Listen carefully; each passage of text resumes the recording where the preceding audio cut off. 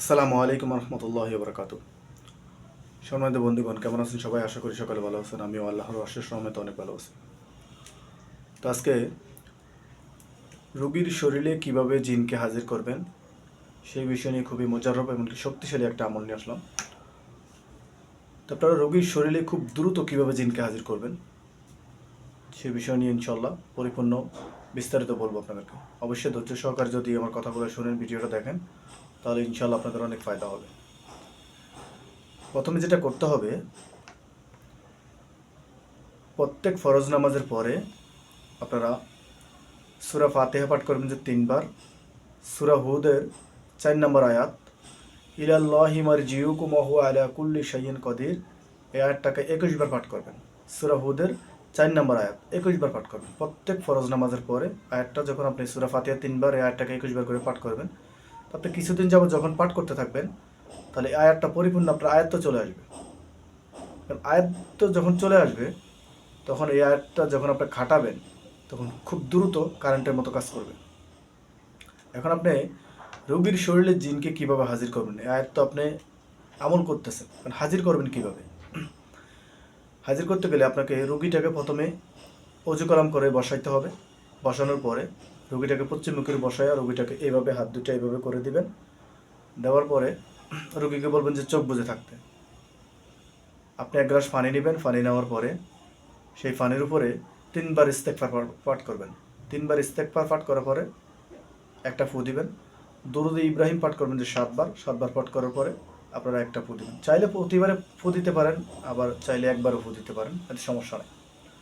তারপরে সূরা ফাতিহা পাঠ করবেন যে 3 বার, মিমের সাথে মিলিয়ে এইভাবে পাঠ করবেন, মিলহামদুলিল্লাহি রব্বিল আলামিন আর রহমান রাহিম মালিক ইয়াউমিদ্দিন ইয়্যাকা না'বুদু ওয়া ইয়্যাকা নাস্তাইন ইহদিনাস সিরাতাল মুস্তাকিম সিরাতাল লাযিনা আন'আমতা আলাইহিম গায়রিল মাগদুবি আলাইহিম ওয়ালাদ-দাল্লিন আমিন। এভাবে মিমের সাথে মিলিয়ে আপনারা 3 বার পাঠ করে 3টা ফু দিবেন। তারপর আপনারা ওই যে সূরা হুদের যেই 4 নম্বর আয়াতটা যে পাঠ করলেন, সেই 4 নম্বর আয়াতটা তারপর সূরা ফাতিহা যখন পাঠ করা হয়ে গেল, এবার ওই সূরা হুদের যে 4 নম্বর যে আয়াতটা, ইলাল্লাহি মারজিউকুম ওয়া হুয়া আলা কুল্লি শাইইন কদির, সেই আয়াতটাকে আপনারা 21 বার পাঠ করবেন। প্রত্যেকবারে কিন্তু ফু দিতে হবে। একবার পাঠ করলেন, একটা ফু দিবেন। এভাবে 21 বার পাঠ করার পরে 21টা ফু দিলেন। তারপরে ইস্তেগফার 3 বার পাঠ করে একটা ফু দিলেন। দরুদ ইব্রাহিম 7 বার পাঠ করে আপনারা একটা ফু দিতেন। এখন আপনার পানিটা রেডি হয়ে গেল। রুগীটাকে তো এভাবে আপনার বসালেন, দুজানু করে বসালেন। বসানোর পরে ওইখান থেকে পড়া পানি, এখান থেকে অল্প একটু পানি হাতে নিয়ে আপনি হুকুম লাগাইবেন। এই রুগী যদি মেয়ে হয় তাহলে এভাবে বলবেন, এই রুগী অমুকের কন্যা অমুককে, যে সকল আশিক জিন্নাত, জাদুর সাথে মুসালাত করা জিন্নাত, তোমরা যারা জীবনে একবারের জন্য এই রুগীকে কষ্ট দিয়েছ, ডিস্টার্ব দিয়েছ, ভবিষ্যতে ডিস্টার্ব দেওয়ার ইচ্ছা আছে, পৃথিবীর যেই প্রান্তে থাকো না কেন, আল্লাহর হুকুমে অতি দ্রুত রুগীর শরীরে এসে হাজির হও। এটা বলে পানির মধ্যে একটা ফু দিয়ে বিসমিল্লাহি আল্লাহু আকবার বলে রুগীর চোখে মুখে পানিটা মারবেন। দেখবেন যে মুহূর্তের মধ্যে রুগীর শরীরের মধ্যে জিনটা এসে হাজির হয়ে যাবে।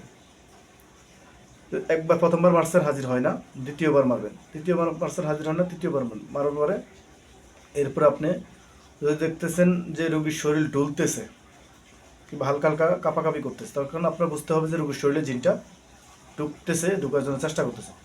তখনই আপনি কি করবেন? হুকুম লাগাইবেন, এভাবে বলবেন, দ্রুত দ্রুত অতি দ্রুত রোগীর শরীরে প্রবেশ করো।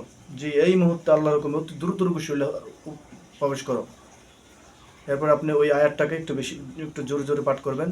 সূরা হুদের 4 নম্বর আয়াতটাকে, ইলাল্লাহি মারজিউকুম ওয়া হুয়া আলা কুল্লি শাইইন কদির, জোরে জোরে পাঠ করবেন। পাঠ করলে দেখবেন যে কিছুক্ষণের মধ্যেই রোগীর শরীরে জিনটা হাজির হয়ে যাবে। হাজির হওয়ার পরে তখন আপনি তো বুঝতে পারবেন, রোগীর শরীরে কাঁপাকাঁপি শুরু হয়ে যাবে, সে ফসাইতে থাকবে, নতুবা চিল্লাপাল্লা শুরু করবে। তখন আপনি সাথে সাথেই তাকে বন্দি করে ফেলবেন। তো রোগীর শরীরে কীভাবে জিনকে বন্দি করতে হয়, এটা তো আসলে আমরা অনেকেই জানি, আবার অনেকে জানি না। তো ইনশাল্লাহ এই বিষয় নিয়ে আমি সামনে একটা ভিডিও বানাবো, রোগীর শরীরে শক্তভাবে কীভাবে জিনকে বন্দি করতে হয়। ইনশাল্লাহ একে একে ধাপে ধাপে পরিপূর্ণ সম্পূর্ণ কাজ আমি আপনাদেরকে শেখাবো। তো আপনারা অবশ্যই আমার সাথে থাকবেন। আর ভিডিওটা ভালো লাগলে অবশ্যই একটা লাইক করবেন, কমেন্ট করবেন, শেয়ার করবেন। আর কেমন ধরনের ভিডিও চাই আপনাদের, অবশ্যই আপনারা কমেন্টে জানাবেন। ইনশাল্লাহ আপনাদের জন্য আমি সেই আমল নিয়ে, সঠিক আমল নিয়ে অবশ্যই আমি আপনাদের মাঝে হাজির হব। তো আজকের মতো বিদায় নিচ্ছি। সকালে ভালো থাকবেন। আসসালামু আলাইকুম রহমতুল্লাহি ওয়া বারাকাতুহু।